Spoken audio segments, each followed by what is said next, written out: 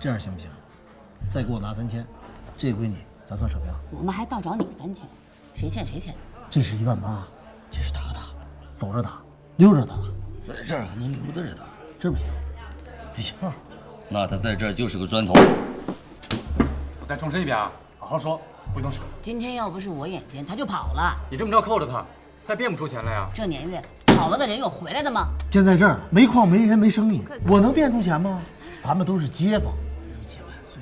你看人李红，那么多赊账搬走的，没看他拦着谁啊？欠皮的装好人，早晚挨收拾。文明点啊！你们这就是普通借款，债务双方都认，怎么还款自己商量。我们商量挺好的呀，是你们非要来凑热闹。啊，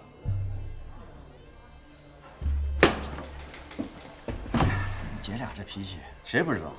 你也是，非着急走。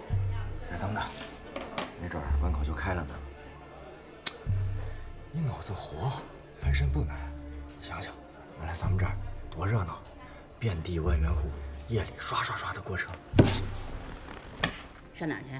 我回家，等着关口开。行，这事儿啊就这样，咱也给要搬走的人留个好印象嘛。好印象，坏印象，就怕最后没印象。